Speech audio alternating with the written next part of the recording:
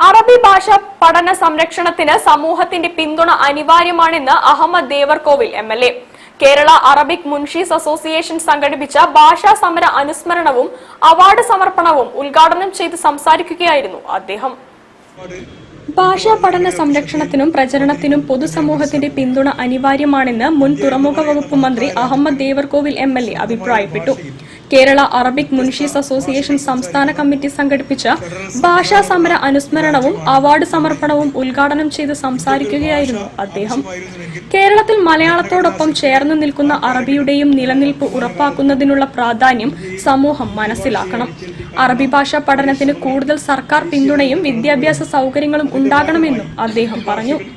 അനുസ്മരണ ദിനത്തോടനുബന്ധിച്ച് നൽകുന്ന മജീദ് റഹ്മാൻ കുഞ്ഞിപ്പ സ്മരണ അവാർഡ് PK മുഹമ്മദ് അലി മാസ്റ്റർക്ക് MLA നൽകി.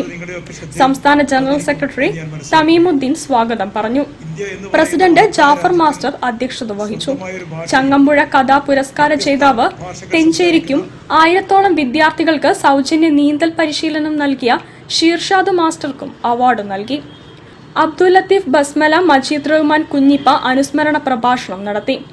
മുൻ സംസ്ഥാന പ്രസിഡന്റ് P ഹംസ മദനി, മുൻ IME ഫൈസൽ KMAM സംസ്ഥാന organising secretary EI Siraj Madani, മുൻ സംസ്ഥാന ട്രഷറർ PP ഫിറോസ്, സംസ്ഥാന vice president EC Noushad master, സംസ്ഥാന കമ്മിറ്റി അംഗം TK അബൂബക്കർ, ജില്ലാ പ്രസിഡന്റ് PA ജലീൽ മാസ്റ്റർ, ജില്ലാ secretary Shajeer Khan Vayyanam, Sumimol Alappuzha, Arif Koottil, Anas M Sharaf, KS Ansar, Nabeel S, Yasir KS, Anwar TM, Abbas H എന്നിവർ സംസാരിച്ചു.